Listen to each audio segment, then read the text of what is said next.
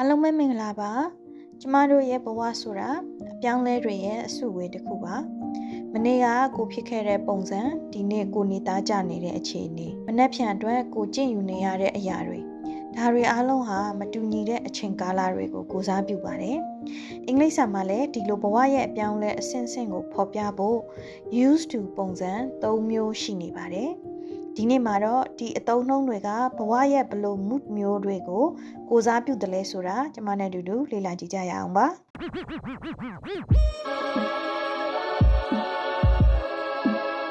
ပထမဦးဆုံး used to ကိုကြည့်အောင်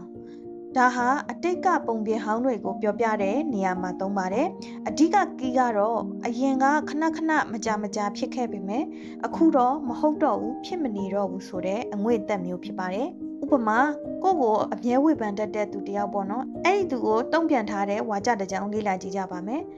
I used to care about your opinion အရင်ကတော့နင်ဘာထင်မလဲဆိုတာငါဂရုစိုက်ခဲ့ဘူးတယ်လို့ပြောတာပါဒီစကားရဲ့နောက်ွယ်မှာအရင်ကဂရုစိုက်တာအခုတော့သူကိုဘယ်လိုပဲထင်နေဘယ်လိုပဲမြင်လုံးဝဂရုမစိုက်တော့ဘူးဆိုတဲ့အတိတ်ဘက်ကတခါတည်းပါပြီးသားမို့လို့တခြားစကားလုံးအများကြီးသုံးနေစရာပြောနေစရာမလိုတော့ပါဘူးတတိထားရမယ့်အချက်က used to ရဲ့နောက်မှာလိုက်တဲ့ verb ဟာ verb 1တနည်းအားဖြင့် base form ဖြစ်ဖို့လိုပါတယ်တခြားသော s တို့ es တို့ပေါင်းထည့်ထားတဲ့ပုံစံမဟုတ်ပဲ base form အစစ်လိုက်ရမှာပါ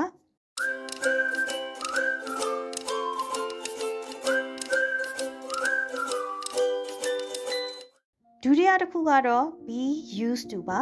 ဒါကတော့အတိတ်အကြောင်းမဟုတ်တော့ဘဲနဲ့အခုလက်ရှိအခြေအနေတစ်ခုခုနဲ့နေသားကြနေပြီအသားကျနေပြီလို့ပြောတာဖြစ်ပါတယ်တခုခုကကိုယ့်အတွက်အထူးဆန်းမဟုတ်တော့တဲ့မှုမျိုးပေါ့နော်ဒီစာလုံးနဲ့ပတ်သက်ပြီးတော့မြန်မာပြည်မှာနေတဲ့သူတွေအတွက်အကိုက်ညီဆုံးဥပမာတစ်ခုရှိပါတယ် I'm used to the power outages မီးခဏပြတ်တာကျွန်တော်အသားကျနေပါပြီဆိုလိုတာကမီးပြတ်တာဟာကိုယ့်အတွက်ဒေါသထွက်စရာဒါမှမဟုတ်အံ့ဩစရာမဟုတ်တော့ပဲပုံမှန်လိုပဲလက်ခံထားနိုင်တဲ့အခြေအနေကိုပြောချင်တာဖြစ်ပါတယ်ဒီစာလုံးမှာတော့ be တနည်းအားဖြင့် MSR ပါလာပြီဆိုရင် to ရဲ့နောက်မှာ verb ing ပုံစံသို့မဟုတ် noun ပုံစံပဲလိုက်ရပါမယ်စောနာကတခုလိုမျိုး verb 1မဟုတ်တော့ပါဘူးเนาะဒါလေးကိုတစ်ချက်ထပ်ပြီးတော့သတိထားပေးပါနောက်ဆုံးတစ်ခုကတော့ get used to ပါဒါကတော့အသားကျနေတာမဟုတ်သေးဘူးအသားကျအောင်ကျင့်ယူနေစေလက်ကျင့်ယူနေစေအဆင့်ကိုပြောချင်တဲ့စကားလုံးဖြစ်ပါတယ်တခုခုကိုအသားကျအောင်စူးစမ်းနေရတဲ့ process ပေါ့နော်ဥပမာဝါကြအနေနဲ့အသက်ကွဲပြီးခါစားမှာတယောက်တည်းနေရတာကိုကျင့်ယူနေရတဲ့အခြေအနေမျိုးဝါကြတစ်ကြောင်းလေ့လာကြည့်ကြပါမယ်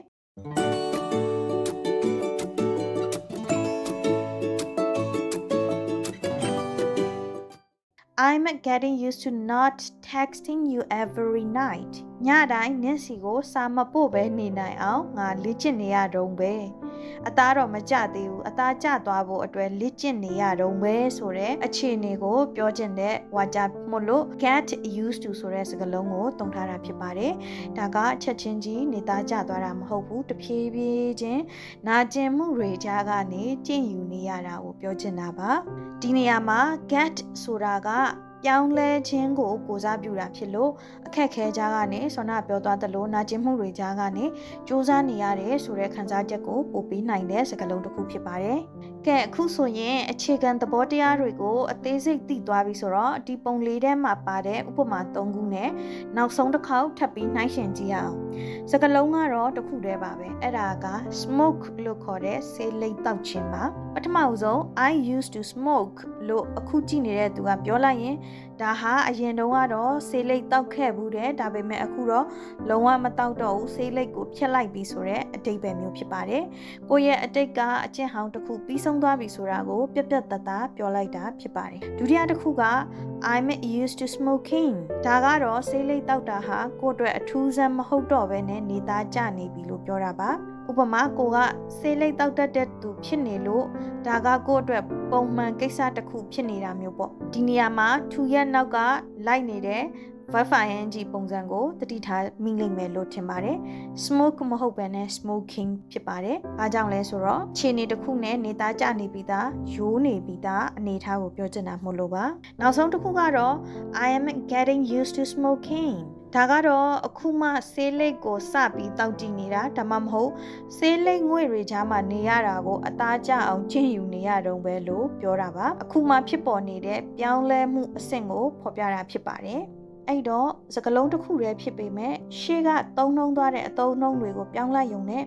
ကိုယ့်ရဲ့ဘဝအခြေအနေကလည်းလုံးဝကိုကွဲပြားသွားမှာဖြစ်ပါတယ်ဒီနေ့သင်ခန်းစာကိုအနှစ်ချုပ်ပြောရမယ်ဆိုရင်အတိတ်ကအဖြစ်အပျက်တွေကိုပြောချင်တဲ့အခါ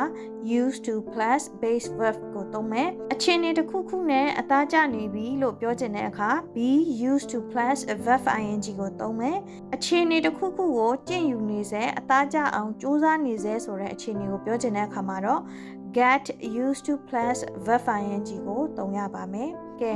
quiz အနေနဲ့ကတော့ငါလန်ဒန်ကိုအခုမှပြောင်းလာတာဆိုတော့အေးတဲ့ရာသီဥတုနဲ့အသားကျဖို့စူးစမ်းနေရတုံးပဲလို့ပြောချင်ရင်ဘယ်ဟာကိုသုံးမလဲနံပါတ်1 used to နံပါတ်2 getting used to နံပါတ်3 used to be ဖြေမှန်ကို comment မှာရေးခဲ့ပေးပါဦးနော်အခုကြည့်နေတဲ့သူကရောဘဝရဲ့ဘလို့အခက်အခဲတွေကိုခုလက်ရှိမှာ getting used to ဖြစ်အောင်စူးစမ်းနေရလဲဆိုတာကိုလည်းပြင်ဖွင့်သွားလို့ရပါတယ်အဲ့တော့ see you in the next lesson happy learning bye bye